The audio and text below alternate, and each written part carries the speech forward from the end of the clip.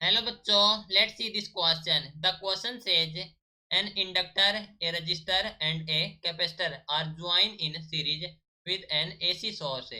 As the frequency of the source is slightly increased from a very low value, the reactance of the inductor increases, resistor increases, capacitor increases, circuit increases.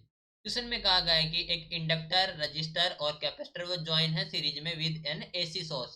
तो जब frequency of source is slightly increase from a very low value, तो जो reactance पर क्या effect होगा ये हमें बताना है। तो इस क्वेश्चन के लिए हमारा की कॉन्सेप्ट यूज हो रहा है, that is the reactance of inductor and capacitor. Reactance of inductor and capacitor. ठीक है, हम जानते हैं कि जो रिएक्टर ऑफ इंडेक्स जो रिएक्टेंस होता है इंडक्टर का, that is x of L, वो तो हमारे पास ओमेगा एल। ओके, एंड जो रिएक्टेंस ऑफ कैपेसिटर होता है एक्स सी, वो तो हमारे पास 1/ओमेगा सी। ठीक है, जहाँ पर हमारे पास ओमेगा होता है 2 पाई न्यू। ओके, न्यू हमारे पास है फ्रीक्वेंसी। ओके, सो यहाँ पर है न्यू हमारे पास है इज द फ्रीक्वेंसी।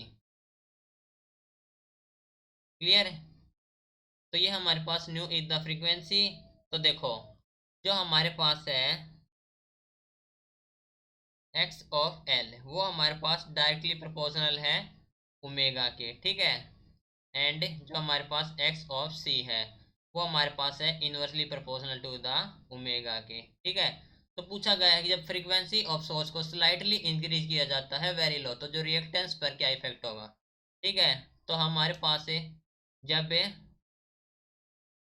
फ्रीक्वेंसी, ठीक है, ओमेगा हमारे पास 2 पाई न्यू है, इसमें जो फ्रीक्वेंसी है, तो फ्रीक्वेंसी को इंक्रीज किया जाता है। ठीक है, दैट मीन्स फ्रीक्वेंसी को इंक्रीज किया जाएगा, तो जो हमारे पास है रिएक्टेंस ऑफ इंडक्टर वो इंक्रीज होगा। ओके, लेकिन इस केस में क्या होगा, जब फ्रीक्वेंसी को इंक्रीज किया जाता है तो जो हमारे पास रिएक्टेंस ऑफ कैपेसिटर है वो डिक्रीज होगा। ठीक है, तो हम कह सकते हैं कि जो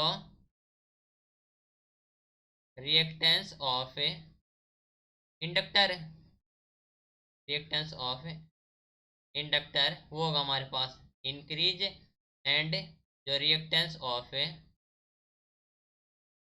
कैपेसिटर है वो होगा हमारे पास डिक्रीज। ठीक है, तो पूछा गया कि the reactance of the inductor increase, ठीक है, एंड कैपेसिटर इंक्रीज नॉट, तो हमारे पास हो जाएगा inductor increase. That means option A is the correct answer.